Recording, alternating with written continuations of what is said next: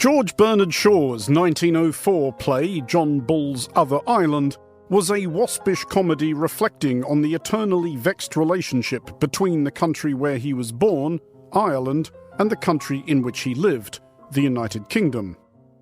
This explainer is well aware, before we crack on too much further, that any analogy comparing tensions between Ireland and the UK and those between Catalonia and Spain is necessarily imperfect.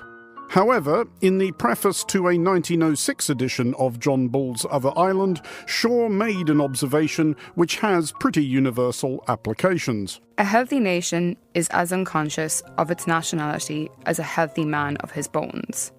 But if you break a nation's nationality, it will think of nothing else but getting it set again.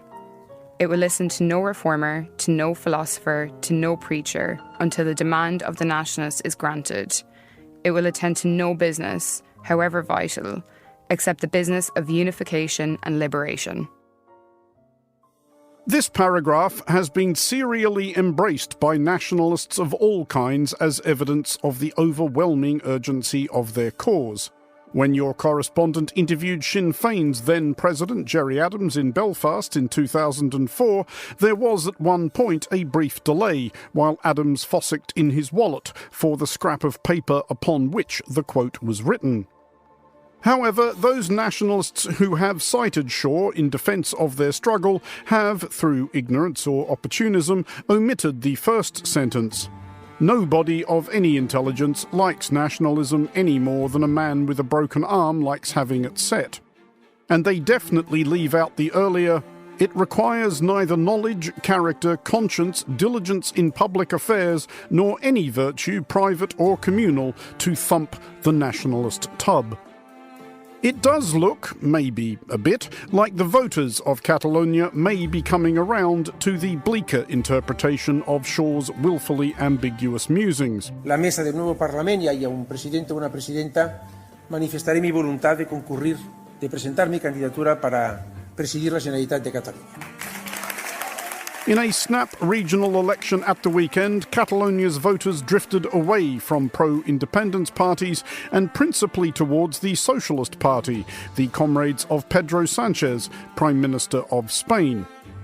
Indeed, it is just about arguable that the more fervently pro-Catalan independence a party is, the worse they did.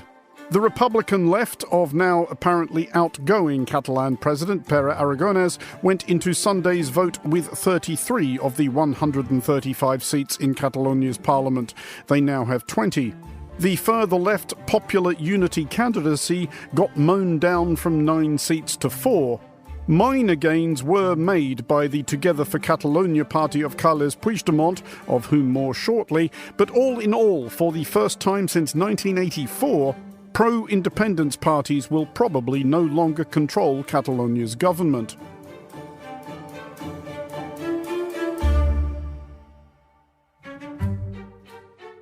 We should now do an amount of backstory to illustrate the hypothesis that if the Catalonian independence bubble has not exactly popped, it does appear to be punctured and deflating.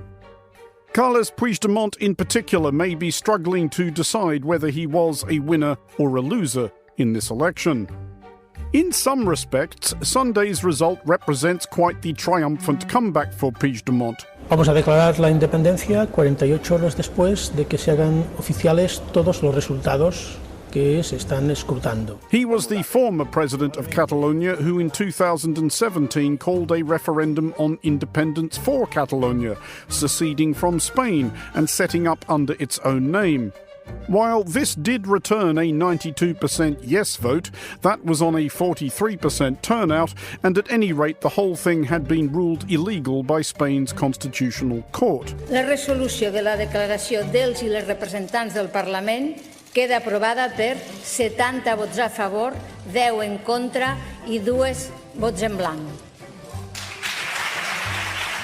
In the undignified aftermath, Puigdemont declared independence anyway, got sacked by Spain's national government, was charged with sedition and rebellion, bolted to Belgium, and eventually won a seat in the European Parliament. 9 among his senior separatist compadres who stayed in Spain to face the music ended up in prison. They were pardoned in 2021 as Pedro Sanchez sought to effect some sort of reconciliation. Pardons are a small thing. The truth is that they've taken our freedom of speech at all levels. We have our legitimate government in prison or exile, and this is a very serious thing in a democracy. Puigdemont still hasn't returned to Spain.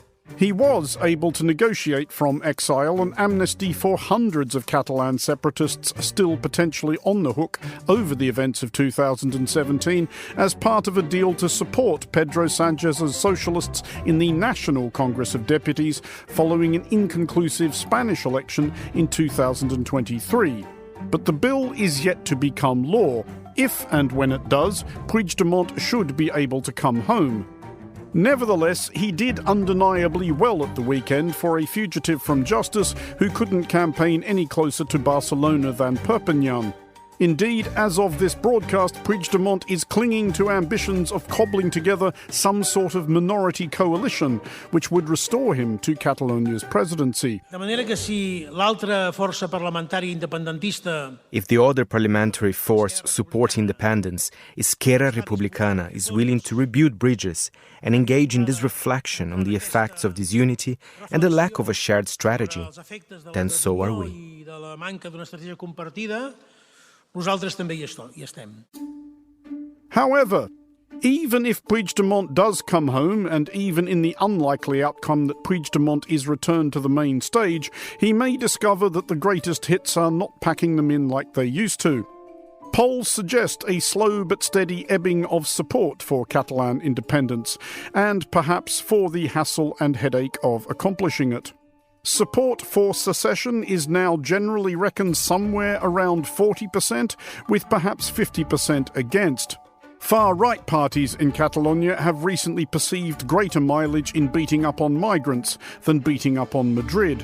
And if there was one unarguable winner in Sunday's election, it was the Conservative Unionist People's Party, who surged from 3 seats to 15.